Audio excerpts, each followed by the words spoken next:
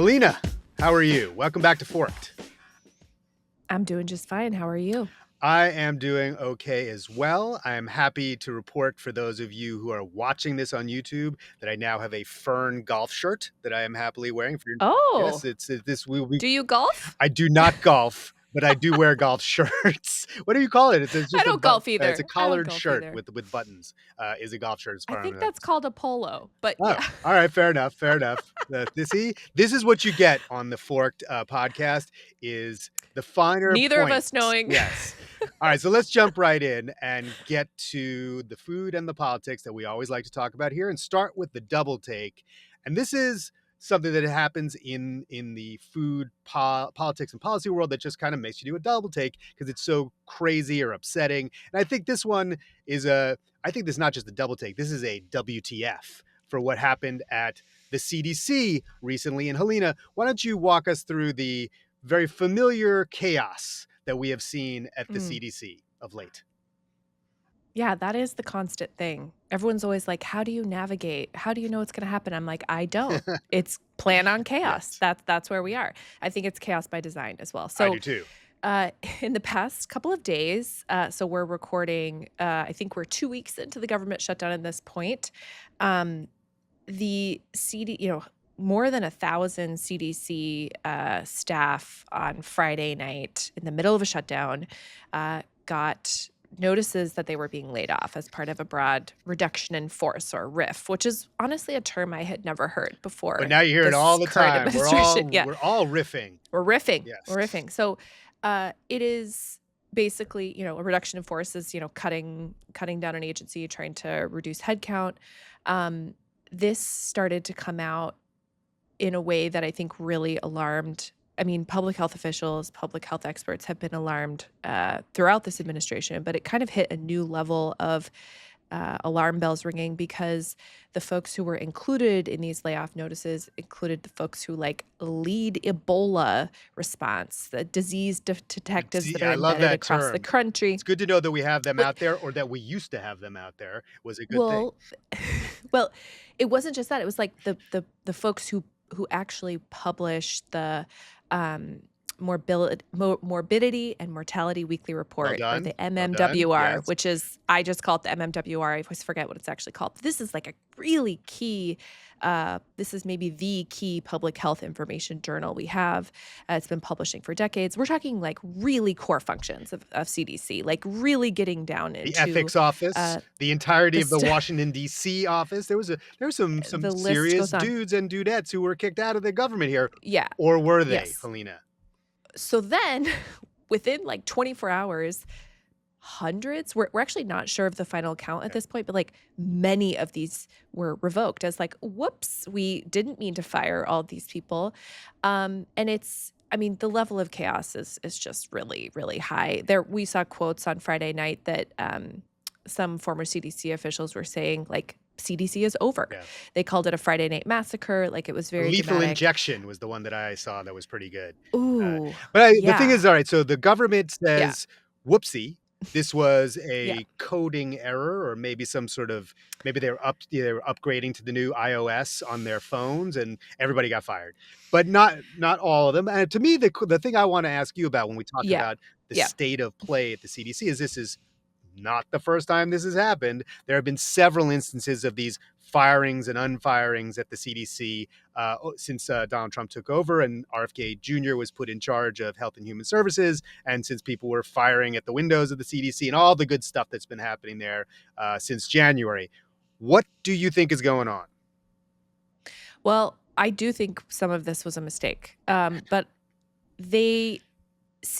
top administration officials seem to not really care, or maybe they it's sort of like the trauma and the stress and the hit to morale is sort of the point in some way. And they've said that, they've literally said that. So I think what's that expression, that the beatings will continue until morale improves? Have you heard this before? I've heard that. I have not used that phrase, but that may be apt here. But I do think there are folks within the Trump administration who do understand that at a certain point you are playing with fire. Ebola, not something to be Well, messed around why do with. you We think need to keep that why out do you think of they realize that? What gives you that indication? um I think we do see them pull back on certain things. Like, I mean, didn't the president himself get a COVID shot this week? Oh, I don't Like, know, I didn't see there it. By the way, just for I our think he did. listeners and our viewers, we tape Forked 1 week in advance of the release. So Mhm. today, just for full transparency here, we are like Doge, radically transparent. It is October 14th, and this will come out on October 21st. There. So that I'm, is like, why looking it up, Trump COVID. the week of Donald Trump getting his COVID shot. Yeah. Okay, so the president did recently get his COVID booster, and of course, the Daily Beast went with the headline. The Daily Beast is really off the rails and in some good ways and some not so All good ways. right. I hope this is a That good their way. headline their their headline was Trump humiliates RFK Jr. with surprise COVID booster.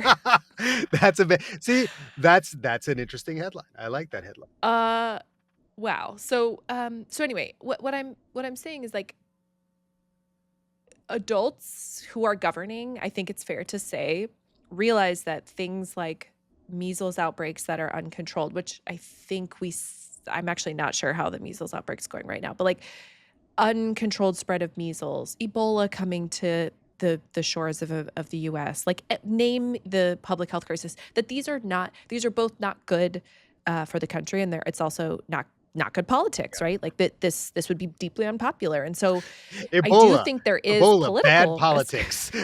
Yeah. bad policy and bad politics, Yes. right? So I do think there is at the same time there is this very adversarial nature or stance towards all the federal agencies, particularly public health, particularly CDC, Yeah. frankly, with a lot of folks on the right deeply, deeply angry and distrustful coming out of the handling of the pandemic. And so some of it's like punishment and revenge and all of that. But then I do see um, some acknowledgement of like, okay, well, I mean, we do need people to like make sure Ebola doesn't get here. Yeah. So I think there's a little bit of push and pull here. One of the questions I have, and I'm raising this in the newsletter, is what effect this will have on NHANES, which is this basically this survey we have to actually measure what people in the US are eating and these other important risk factors. And so it's really the best data that we have to track things over time. And the RIF included a division that runs the mobile examination center, which I guess is really key in the operations of this survey. And I haven't heard back from HHS to like confirm what happened here. But as far as I know, those folks were not unriffed. They were riffed, And but they they're were not still. unriffed. So I just want to so say, there's a lot of yeah. questions like that of like, what are the lingering impacts? And every time one of these firing and unfirings happens, there's so much Yeah. confusion. It takes like several days for the dust to settle and for us to figure out what the actual impact is. So the folks in nutrition world are really pushing to try to get the NHANES staffers reinstated. And so we'll see what happens there as of today, which is the Right. 14th, 2 weeks in the shutdown. Those folks are still laid off as far as we know. But this is just a reminder that some of these kind of core functions that we just rely on, like NHANES just came out with a report over the summer that tracked like what percentage of the American diet was ultra processed. And so they could see over time, like, was it going, I think it went down like ever so slightly, right? And just that basic data collection, running these types of reports, publishing them is helpful for like governing and Yeah, but like, that's where I take issue with it. yeah. So I I don't want to impugn individuals with the government. I don't know them, right? But I will say that I do not think that what you see when we have these unfirings over time is a adult in the room response. I think it is a getting caught with your pants down response. They respond to bad news and pushback. They respond to shows of force, which is why they use shows of force on their own. I do not think what we see when you fire, on a coding error, quote unquote, who knows if it was a coding error, 1,100 or ever how many people it was, and then you bring back 600 of them or however many they brought back. That is not adult behavior. So I just don't believe it. Right? Like there's no reason to believe it. There's no evidence of a return to reasonability. It is just reactions to very short-term political and media related events, and then they go back to the ideological business of wrecking this stuff. It's also a very Silicon Valley Yeah. thing. Like Elon Musk was always at the beginning of Doge would always say like basically if you weren't getting a lot of complaint, you weren't cutting enough. And then, you can always uncut, right? Like, but the government's not a startup. Like Yep. the government's not a tech company. And I think that's what kind of has so many folks in Washington very disoriented and also, yeah, deeply concerned that these agencies are not going to be functioning when we need them. Yeah. And so yeah, a lot of anger and chaos. So that's Yeah. let's move on from this. I think the longer running narrative of the federal government not being run by adults is it's something we come to every 2 weeks on Forks, so we can leave it for the time being and move on to Forks and Knives, which is the big thing, the entree of whatever is happening in this United States world of food and politics at any given moment. And right now, as of this statement, we're going to take a little risk. You never want to tape something and record it and then have events get ahead of you. And right now, the big thing that's happening is the federal government shutdown, which, and this is a concern that Helena brought up with me this morning because she is a true optimist. She thought that Well, maybe I in a changed my week mind though. it could be over. Okay, you want to I correct changed my mind. Yeah, it. so when we initially talked about this, we were like, well, maybe we shouldn't focus on the shutdown because the government may reopen in a week. Yeah, I take it all back. it ain't coming. I think the government may be shut down for All right. weeks longer. So let's jump into it. Like, so Punch, yeah. let's talk about one of the things that I think is on your mind a lot, and I think is really important too, is as the impacts of the shutdown roll out nationwide, vital programs get impacted, and there was a lot of concern because the states were running out of money for WIC, which is the food program for women and children, low income women and children. So what's going on there? What should we be talking about? Yeah. So I think in the first days, the early days of the shutdown and really going into the shutdown, there was a bunch of warnings about WIC, which serves women, infants, and children, actually serves almost half of all infants born in the US. Really? A lot of people don't realize that. Yep. So on a month-to-month basis, it's about 6 million women, infants, and young children who get basically healthy staple foods and also infant formula Right. and other supports. So A good thing. um, WIC is a good it- thing. Yes? WIC, Is a good thing? WIC has been proven over and over to be like a cost saving program. It improves health outcomes. It has been one of the kind of crown jewels, I think, of the nutrition programs because it has like a lot of evidence backing it. I am It's pro also feeding been babies. That is a good thing. it's also been really bipartisan over time. That's starting to change a little bit, but it's been very bipartisan. Um, and there's been a lot of concern about WIC not being able to have the money it needs to function.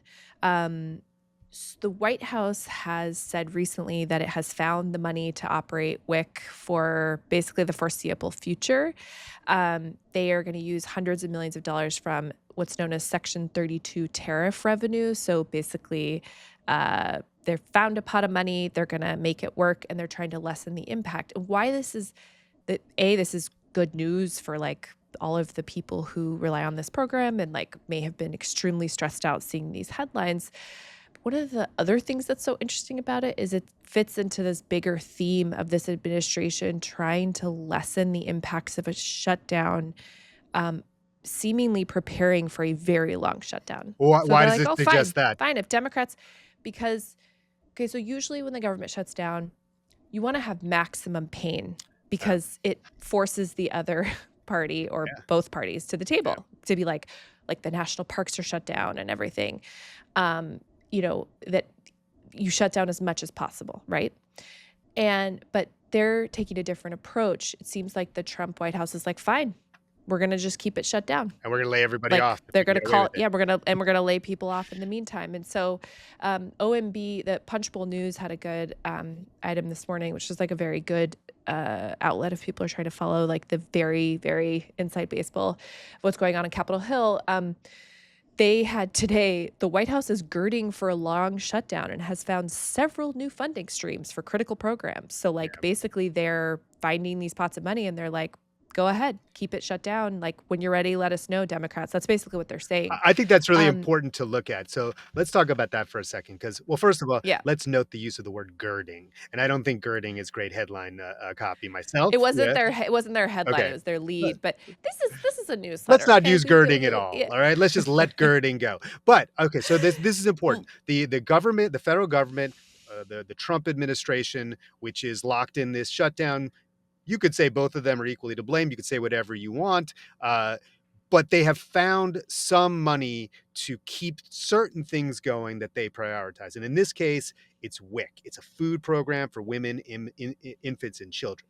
Meanwhile, they're also paying the troops. they're paying They the are troops. paying law enforcement, like, they're There's certain doing things these other things. that they're Mhm. keeping running. Meanwhile, there's another sort of political faction or interest group or constituency who are not getting their benefits during the shutdown. And what I think is really interesting, especially, coming from the perspective of the Food and Environment Reporting Network, where I'm the editor in chief, is that the bailout, the Trump farmer bailout, the soybean bailout, the commodities farmers bailout that he did in his first administration when he got into his first trade war with China, is being delayed because of the shutdown. There was something like, I don't have the number in front of me, but I believe it's $13 billion said that they had found. Again, you could find money when you look for it, to bail out our commodities farmers in the United States, as China since May has quite literally, I think, stopped buying Turned off the tap. no Yep. more soybeans bought from the United States. That's a big deal for farmers who are subsidized by the government to grow soybeans.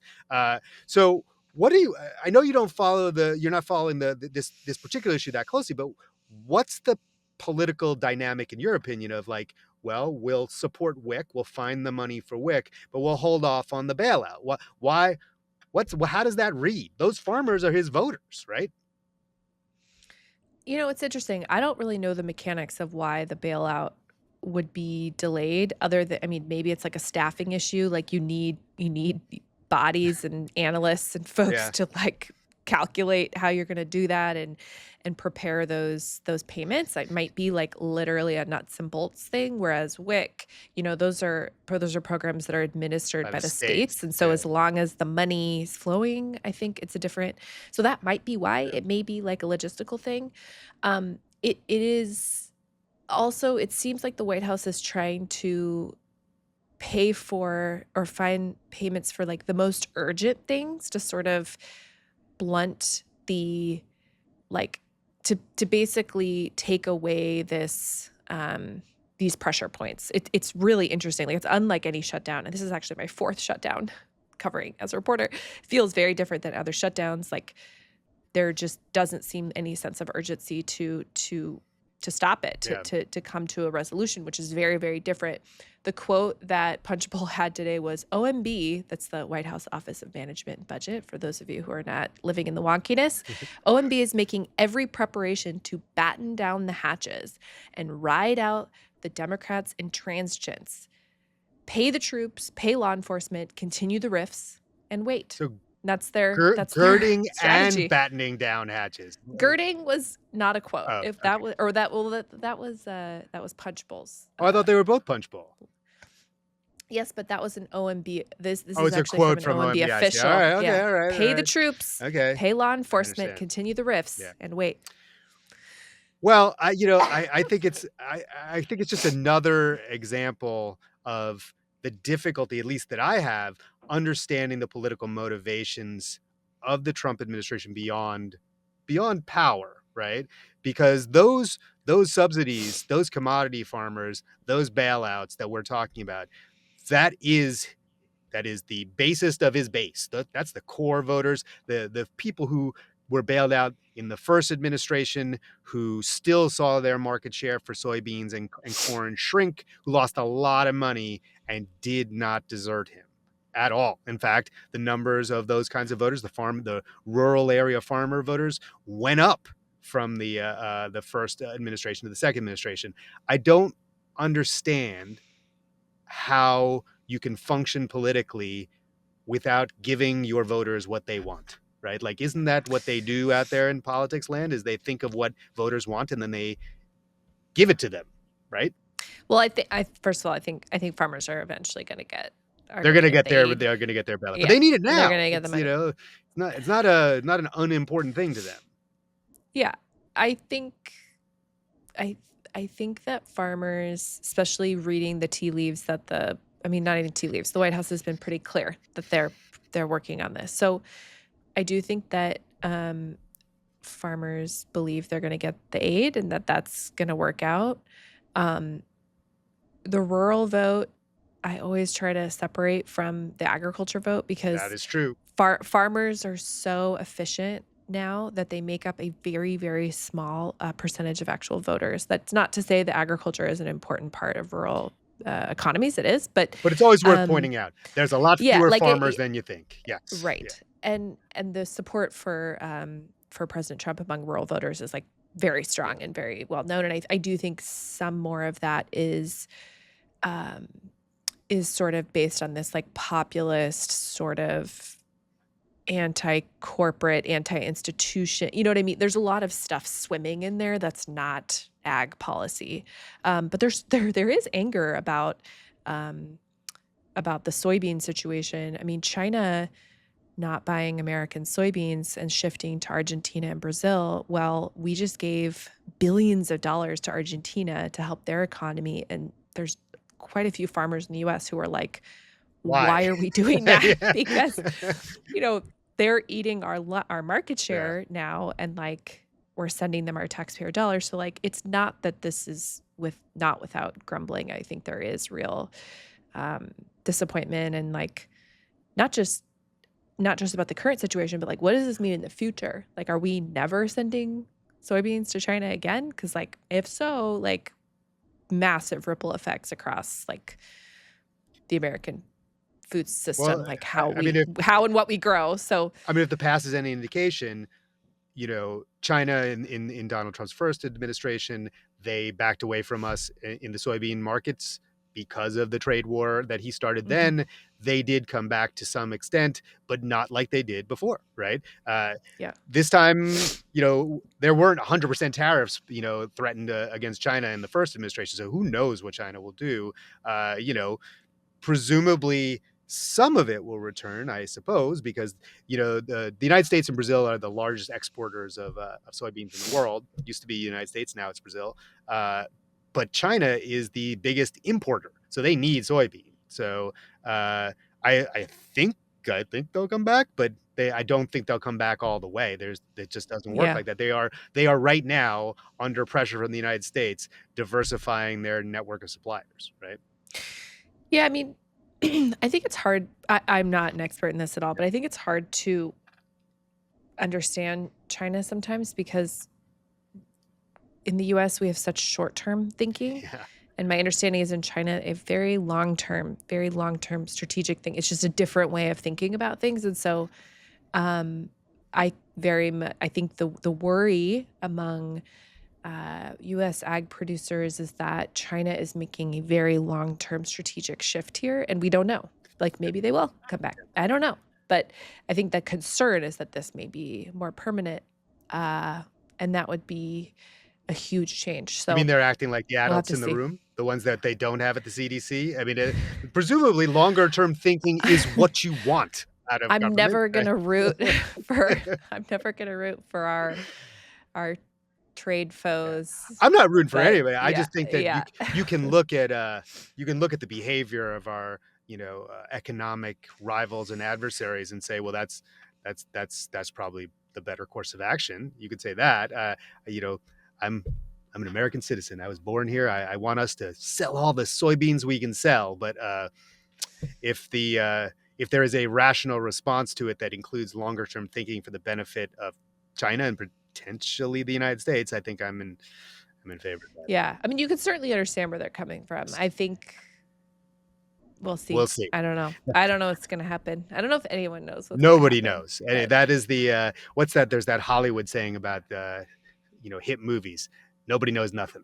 right? So I think that's one of these. Why don't we move on to our third segment, which is well, normally we call it a good vibes, right? And it's something in the food system or food politics that, is a little note of hope. But and you'll see why I'm doing this. I think we should call it good vibrations, right? Because this is from California, and it is about the passage by the state of California for I think, pretty unprecedented bill to ban ultra processed foods in school lunches by 2035, or at least phase them out. So why don't you walk through the little details about this, and let's talk about why this matters, or if it matters. It does matter. Yeah. I mean, California is, I don't know, what is it, like the eighth largest economy in the world? Yeah, It's like a huge, yeah. it's a huge, It's not West huge Virginia and food state. dyes, right? It's big, right? Well, let's not hate on West Virginia. I West Virginia's food dye situation has brought the food Good industry point. Good point. to its knees Yes. because interstate commerce, it turns out, is really difficult. Go figure. Yeah. You can't just make M&Ms for West Virginia, it turns out. So West Virginia's punched above its weight for sure. But so California has become the first state to, or actually I think the first government to officially define ultra processed foods, and their goal is to phase them out of school meals. So think of, school lunches and breakfasts and snacks. They Can we have, talk about the and importance of that definition first, right? Because yeah, that's really the revelatory thing here, right? I mean, yes and no. Okay, so without getting too Okay. wonky, the US is also the FDA and USDA are also embarking on a process to create their own definition. Right. So But California beat without them to getting it. without getting too far into the weeds, they're probably not going to be the same. The FDA and USDA are embarking on this longer process. What is kind of weird now is like all the people who are trying to comment on the federal definition are now having to look at California. And anyway, we honestly, we should probably do a whole episode and get someone on to like walk through I mean, it gets really Why technical it's really hard to fast, but define the thing that you buy at the store and it's Fritos and we know what it is. it's Yes. like, it when you see Yes. it. It's It is like, very much like but porn, right? That is, it is, that's what actually people in the food industry say, that they're yeah. like, this, You when know you when see you it. see it. Yeah. But a lot of other things get swept up into this, Okay. like yogurt and whole wheat bread, and like, so anyway, so it does get complicated. But basically, I think the way to think about what California is doing is California is trying to push more of the school food system to scratch cook, right? To just rely less on packaged and pre-cooked Yeah. foods. That is really what they're trying to do. They're trying to have a long-term journey where they buy more, produce from local California farmers and, meats and everything. And they're trying to create like basically a new food system in California designed around like this institutional demand. That's what they're trying to do. Now, to do that, you have to invest in kitchens, you have to invest in infrastructure, you have to invest in staffing and training. I mean, it's like a huge deal to turn the system around because it does like mostly rely on ultra processed foods, however you want to define them. So like foods that come in boxes and are reheated and, like that is what the system relies on. And so what California is doing is interesting because they're trying to say like, look, everyone says they want kids to, get better meals at school or eat healthier. And we're like basically putting our money where our mouth is. We are actually going to ban some of these products. We are actually going to force our schools to go in this direction slowly, but we're going to force it. And what I think makes this qualify for good vibes is that both Maha and Democrats in California are like praising this, but in sort of like they're sort of sending shade in their own way, but they kind of agree, which is like fascinating Well, to yeah, watch. it So is Governor Gavin, incredibly bipartisan. I mean, if you look at it's that, very the bipartisan. vote on this in the different houses of the California state government, in the state Senate, it passed 40-0, and in the Yeah. Assembly, it passed 79-1. I thought it was very interesting to look up because I couldn't really find Who it. was the His one? name, Yeah. well, I wrote it down. He's from San Diego. His name is Carl DeMayo. He has no statements that I've been able to find so far saying why he voted against it. He is a right wing Republican. He does not like Gavin Newsom. He has had a lot to say in his Instagram feed, which I helped myself to this morning. But no, there is no indication of it. But okay, so this is This Well, now is I'm really curious. I need to go talk to I him. think you Yeah. should because I don't understand it. Maybe he's got a reason. It's so popular. So, like, I mean, it's just wild. Going back to, like, we talk about this so much, like, how popular Yeah. this stuff has become really in a short period of time. Like, that this is politically safe for Republicans to go there, even though they have the food industry breathing down their back saying, "Absolutely not. We hate this." It is politically popular. And so Gavin Newsom had a post on X this week or recently, whenever he had just signed it. And he said, California is the first state to define ultra-processed foods and phase them out of school meals. DC politicians, CC RFK Jr., can talk he didn't say that. That was my interjection. Can talk all day about making America healthy again, but we've been walking the walk and boosting nutrition and removing toxic additives and dyes for decades. Gavin Newsom is trying to out Maha Maha. Yeah. Callie Means, a key advisor for RFK Jr., White House advisor on all things Maha, reposted that and said, "This is a proud day for everyone in the Maha movement. As predicted, the policies are so popular, blue states are now stealing ideas from RFK and gaslighting that it was their idea. It's an As long interesting as kids are getting yeah, it's healthier." I okay. was like, this is so like childish for everyone involved Yes. that they're like trying to be like, "Oh, we had it first," or whatever. It is true that California was banning some things from school meals before this all blew up, before Maha existed. That is true. But I think what this says to me is that both sides are realizing that this is a politically winning issue, at least the food stuff. Yep. We've talked about how some of the other ideas within Maha are super polarizing or super Vaccines are bad. unpopular. Vaccines should stick around. Yes. Get rid of M&Ms. Keep the vaccines. M&Ms. No M&Ms. Yes, vaccines. Yeah. You can have M&Ms. They're just going to be more muted in their color. Or just have fewer M&Ms. Just have less M&Ms, So super interesting Yeah. to watch that play out. And I have an item in the newsletter for paid subscribers. So I guess folks will see this a week later. But talking about how I'm seeing a lot more of the Maha folks talk about midterms, and this to me gets at that like both sides are starting to understand more and more that these ideas are popular, and they're trying to figure out how to use them to their political advantage. So it's not every day that you see both sides agreeing on something like this, but here we are. I think it's one of the great themes for me in the conversations that we're continuing to have every 2 weeks here at Forked, which is the ways in which these politics are still shaking themselves out. You have two really, really polarized portions of the political spectrum fighting to claim the same issue.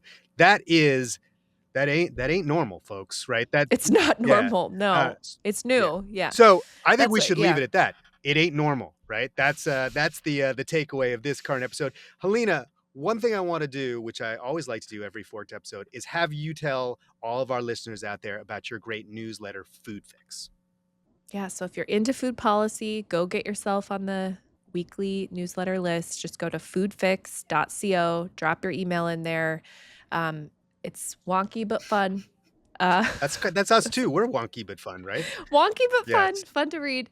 And yeah, get on the list. Love to have you. Awesome. Helena, this was a great conversation. I always like getting together with you and talking about this stuff, and I will look forward to seeing you in 2 weeks. All right. See you soon. Thanks.